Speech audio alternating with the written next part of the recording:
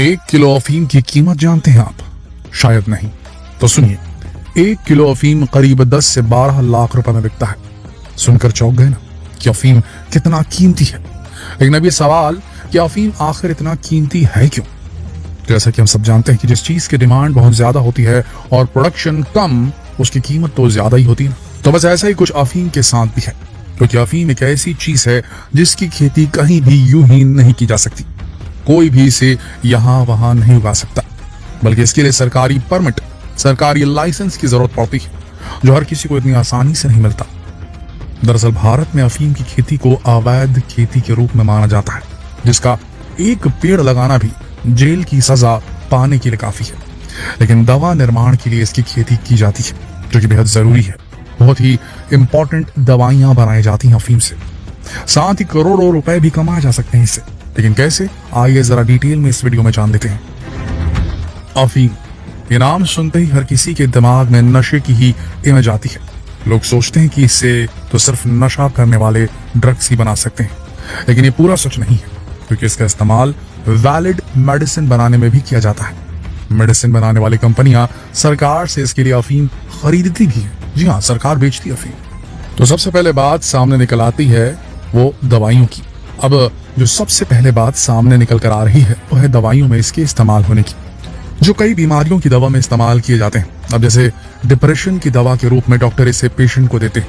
जी हाँ, अब भारत में ही हर 7 में से 1 शख्स डिप्रेशन का शिकार है, तो इस दवा की डिमांड बहुत ज्यादा है। तो समझ लीजिए डिप्रेशन के लिए अफीम से बनी दवा का इस्तेमाल भारत में कितने बड़े लेवल पर किया जाता होगा।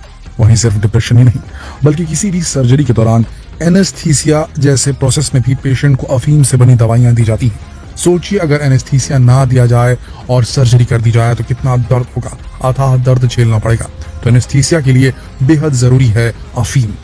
वहीं कैंसर, नींद की दवा, सांस की परेशानी जैसी बहुत सी बीमारियां हैं जिनकी दवा बनाने में अफीम का इस्तेमाल होता है।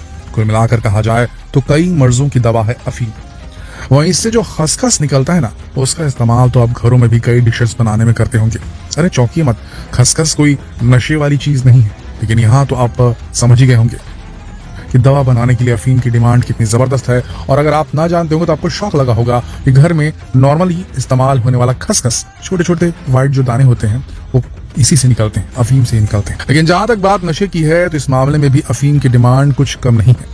जानकार बताते हैं कि दवा के लिए तो अफीम की खरीदी बिक्री एक लीगल तरीके से की जाती है। सरकार तो इसे एक फिक्स्ड रेट पर खरीदती है, लेकिन काले बाजार में इसकी बहुत भारी कीमत मिलती है। यानी कि सरकार जो अफीम की खेती जो वैलिड किसान करते हैं, कानूनी तरीके से करते हैं, परमिट लेकर करते हैं, उनसे सरकार एक सीमित मात्रा में और एक सीमित रेट पर अफीम खरीदती है। लेकिन उन किसानों के सामने ये लालच होता है कि इसे ब्लैक मार्केट में लेकर के जाएंगे, ज्यादा मात्रा में प्रोडक्शन करेंगे, ज्यादा मात्रा में बेचेंगे तो ज्यादा पैसा मिलता है। एक लालच रहता है किसानों के सामने। लेकिन हाँ, यहाँ रिस्क भी बहुत ज्यादा होता है, पकड़े जाने पर जेल भी हो सकती है।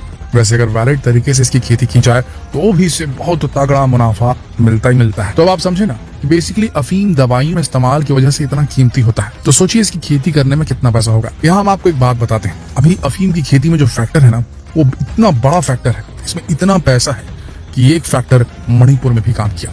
जी हाँ, मणिपुर में जो हिंसा हुई, एक बड़े हिस्से में काफी बड़े पैमाने पर वहां अफीम की खेती की जाती थी। वहां ऐसे लोग रहते थे जो अफीम की खेती करते थे, कुछ लीगली और कुछ इलीगली, जिसे एक विशेष जाति के लोग करते थे वहां पर। कहा जाता है कि यहाँ से अफीम से बनी ड्रग्स की बड़ी स्मगलिंग भी होती थी मणिपुर से। तो बस इन्हीं चीजों पर नकेल कसने की कोशिश वहां की राज्य सरकार ने की। और आपको बता दें कि कहा जाता है कि यहाँ के कई लोग अफीम की खेती तो वैलिड तरीके से करते हैं, लेकिन उसे बेचने के लिए गैर कानूनी तरीका अपनाते हैं। खैर, आपने भी देख लिया कि अफीम कितना जरूरी है और कितना खतरनाक है। लेकिन अब अगर हम बात इसकी खेती की करें तो इसकी खेती के लिए परमिशन की जरूरत होती है। जी हाँ, जैसा कि हमने आपको बताया, इसके लिए सरकार से लाइसेंस लेना पड़ता है। तो इसके लिए क्या करना पड़ता है, आइए ये भी जान लेते हैं। अफीम की खेती के लिए लाइसेंस वित्त मंत्रालय की ओर से जारी किया जाता है। बता दें कि लाइसेंस हर जगह के लिए नहीं मिलता, बल्कि इसकी खेती कुछ ही जगहों पर की जाती है। वहीं किसान कितनी जमीन पर इसकी खेती कर सकता है, ये भी सरकार ही तय करती है।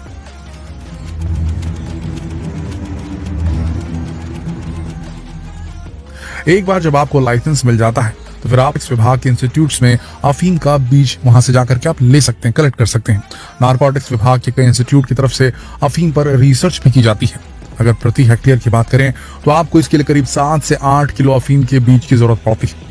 हालांकि अफीम का बीज ढूंढने से पहले उसका लाइसेंस लेना चाहिए, क्योंकि अगर आपको बीज मिल भी गया तो भी आप बिना लाइसेंस के उसे उगा नहीं सकते।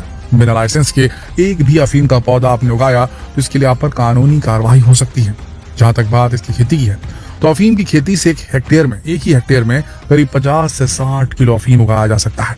अफीम के पौधे में फूल के बाद जो फल लगता है उसे डोडा कहा जाता है। जानकारों का मानना है कि बुआई के लगभग 120 दिन के बाद में अफीम के पौधे में फूल आने शुरू हो जाते हैं और ठीक 25 दिनों के बाद में फूल डोडा यानी फल में बदल भी जाते हैं। किसान इसी फल में चीरा लगाता है जिस पर एक गोंद नुमा पदार्थ बाहर निकलने लगता है।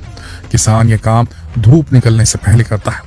जब तक फल में गोंद नुमा तरल पदार्थ निकलना बंद नहीं होता है तब तक किसान समय समय पर चीरा लगाने की प्रक्रिया जारी रखता है और इसे ही अफीम कहा जाता है। किसान इसे ही इकट्ठा करके सरकार को बेच देता है।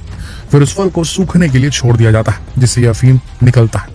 जब फसल सूख जाती है तो फिर उसके डोडे तोड़कर उससे बीज निकाल लिए जाते हैं। डोडे के बीज को बाजार में बेचकर भी किसान थोड़ी कमाई कर लेते हैं।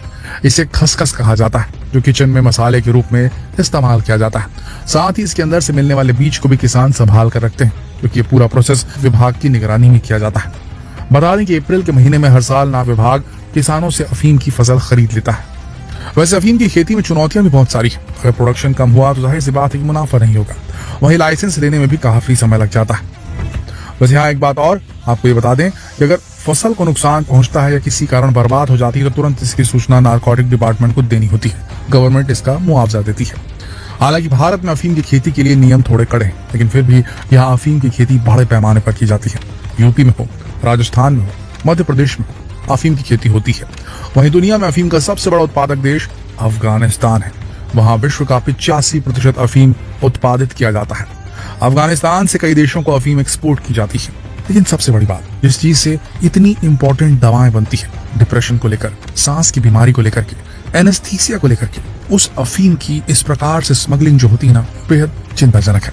आपका इस बारे में क्या ख्याल है नीचे कमेंट सेक्शन में जरूर लिखें। जितना हो सके इस वीडियो को शेयर करें फेसबुक पर, व्हाट्सएप पर, यूट्यूब पर। कल फिर मिलते हैं एक और दिलचस्प वीडियो में। तब तक के लिए आप सबका इस वीडियो के अंत तक बने रहने के लिए दिल से धन्यवाद।